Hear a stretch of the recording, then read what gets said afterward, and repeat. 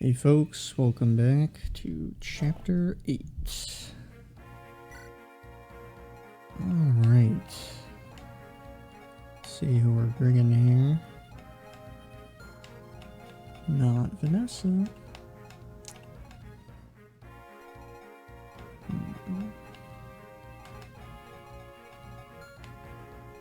Actually, I might just bring the less units.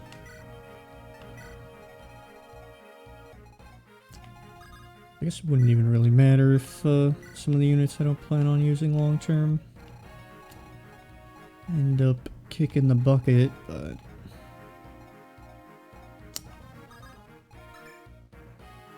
we'll see.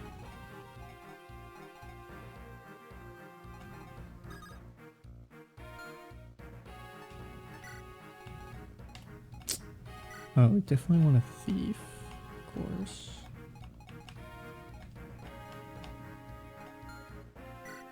And we'll just bring Arthur. Never tell if that's Arthur or Arthur. So it looks like Arthur, but I've never seen that name before. Knight's Crest. Of course, we go into France. Eventually. Probably won't do it to 20.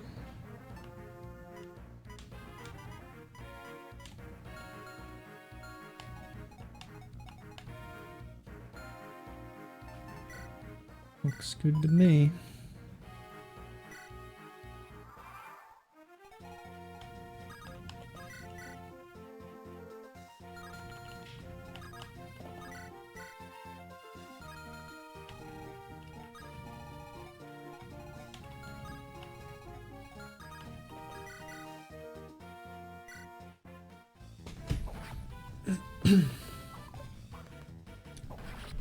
Yeah, one thing I almost always do if I'm editing character stats or growths is just giving Garcia a little more speed growth. I believe by default it's 20%. Some context, Gilliam has 30. Like, Garcia has the lowest speed growth in the game. And he ends up with like 12 speed in the late game, something like that. It's just very low.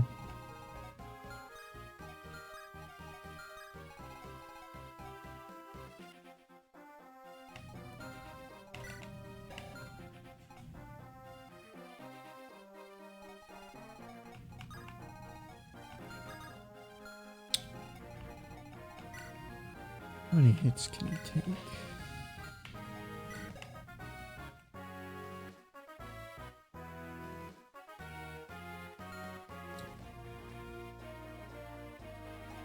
And the archer, he'll be fine from just those.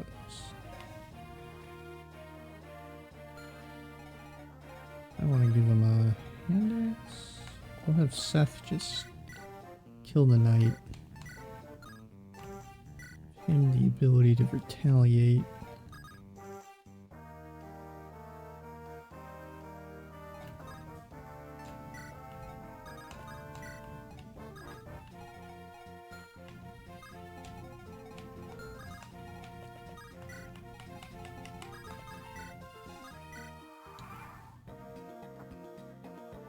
I'm playing a lot of League in the meantime, with mixed results.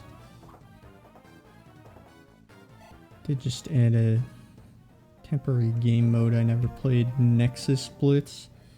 It ends up being a lot more fun than I would have otherwise thought.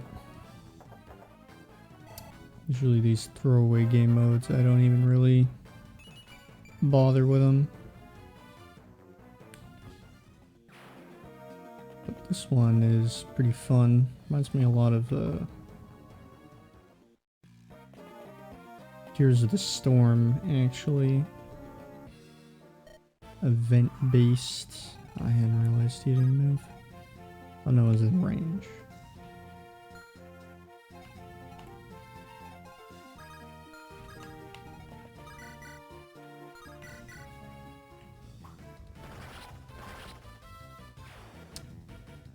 Yeah, Heroes of the Storm was a pretty odd MOBA.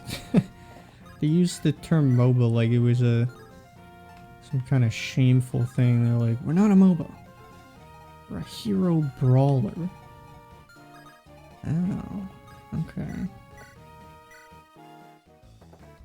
So it's just like a MOBA, but not a MOBA. Got it. Yeah, there were definitely some good things about HOTS in the later stages of its life. But there are just some key things that made it less interesting, maybe, than some of the other games. Like you're sort of robbed of your independence in Heroes of the Storm. All your success was sort of equally distributed among your team, and all your failures and your team's successes and failures were equally distributed as well. So you could end up feeling like, well, I did all this work and I got nothing. And I'm being punished for, you know, X, Y, or Z. Had nothing to do with me. And again, I think it's a fallacy to say that, that like killed a MOBA, or even that it's terribly different from other MOBAs, because I mean, if someone gets fed in League, aka they get 1 million kills and accumulate a lot of wealth, that still adversely affects you. Like, your stats aren't going down, but, you know, the enemy becoming more powerful, they are stronger relative to you. It just works slightly differently.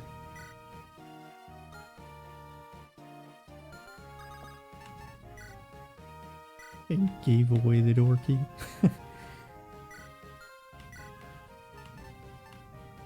Oh, he just used the thief. Why not?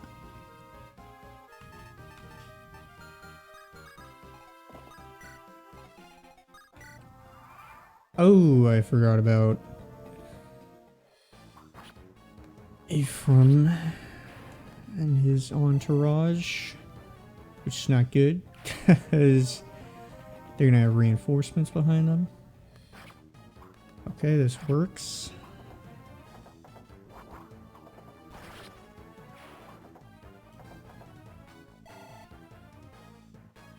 A lot of vulneraries in that group. Yeah, this worked out fine.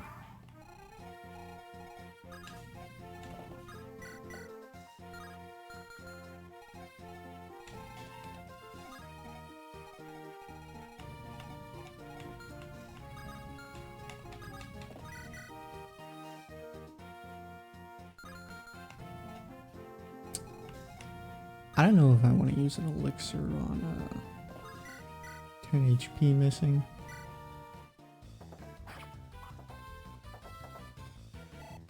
If we do it, we'll do it next turn.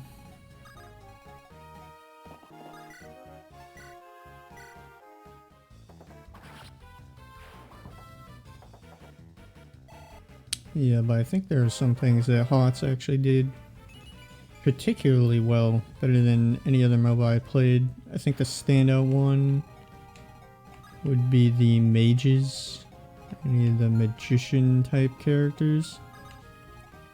They were significantly more interesting than the ones you would find in a game like League. Because in League, every character is kind of the same.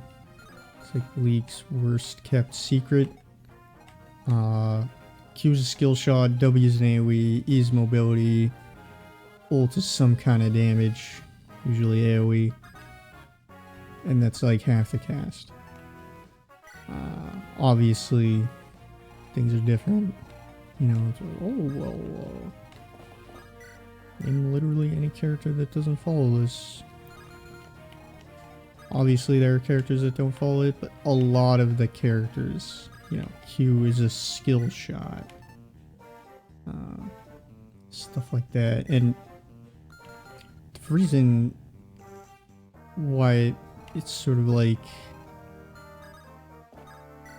problem, I guess, is it applies to like mages too. Like Oriana is like the least mage feeling mage. I mean, I would say that, but like all the mages don't feel like mages. So Oriana's Q is like this skill shot.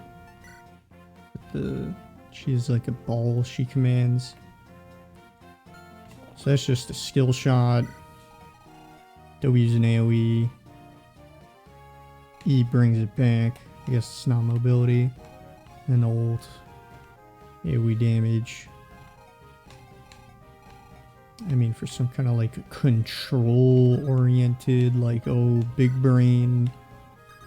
Like, nope, actually.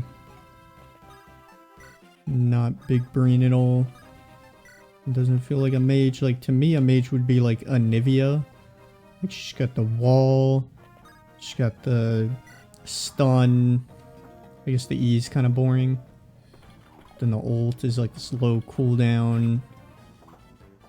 You know, AoE area denial kind of thing. Like, it feels... You don't just Q at the enemy. You know, like, oh, I'm poking them with my skill shot. It's like, no. That's what every other character does. Like, a mage should do something special, I feel like. And there's almost no mages, right? Everyone's like, oh, skill shot this. Blah, blah, blah. No other character in League is really like Anivia. But then in HOTS, every character that was a mage had all sorts of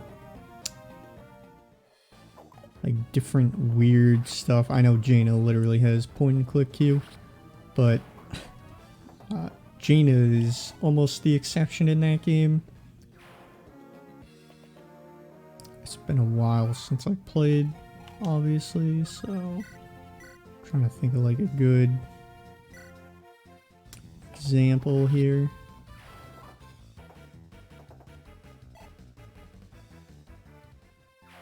Let me think. I mean, there was at least a diversity. Like, I know one of the later characters they made. The girl with the coffin. I'm sort of struggling to remember the name. What was it?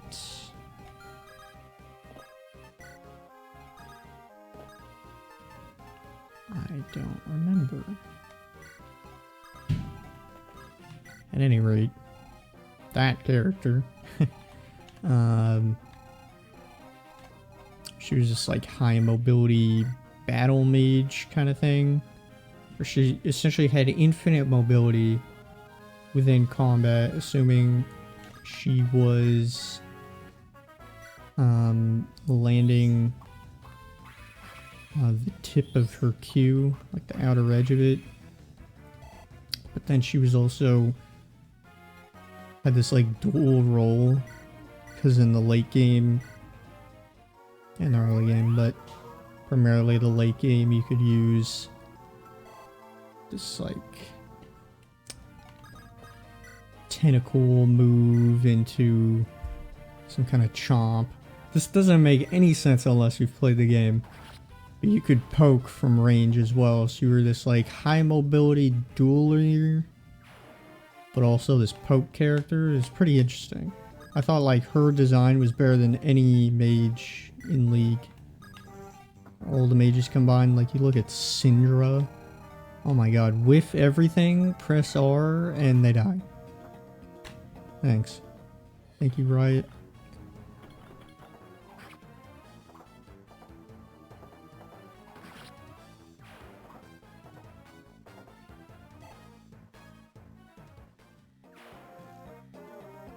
Yeah, I've also been playing a lot of ranked games, but those were going well till they weren't. A lot of ridiculous stuff. They did something that I really did not appreciate. So, League has a game mode called called Clash. And in this game mode, you can bring up to 5 players, and they can be of any rank. Like, it is a ranked mode, kind of. And typically they limit who can play with who, so you can't have diamond level players playing with bronze level players. The match would be too skewed, or it'd be too hard to match make. So they just disallow it. Well, they allow it in Clash, and there was some very good logic for it. It's because you're in a 5-man squad of 5. You can't play unless you know everyone who's playing. So it's sort of like, yeah, if you want to bring a bronze player into diamond games, that's fine. We're still going to treat it like diamond MMR or matchmaking rating. But you're just going to have a bronze player. So it can only ever hurt the people doing it, but if they want to do it, that's fine. Well, they brought that to flex queue, which is queue as 1 to 5 players. I'm not sure if you can queue as 4, but 1 to 5. And they're out of their minds. Because I've been playing games where they bring along their little bronze friend, and it's like, I didn't consent to this. I'm in a 2-man squad, you're in a 3-man squad. And we just like auto lose because this bronze player is running it down. Has no idea what they're doing. It's very frustrating, and I don't think they thought it through at all. But it's also a hard argument to make for a lot of people. So anytime you have something like opening up who you can queue with, a lot of people will simply say, oh, it doesn't matter, blah blah blah blah blah, and just completely deny the facts. Actually, yes, it does matter, but often the loud voices will win out, so I doubt that's ever going away. So flex queue, I don't know how it's gonna turn out. I have a buddy who absolutely refuses to solo queue ever. And we can't solo duo. We just play flex because I hadn't touched my flex MMR yet, or rating. You know, he was doing his placements, and it was like, we did one game together, and I get placed in gold for like the 8-game I don't even know what you call it, the placement matches. So you play 8 matches, and that determines your rank.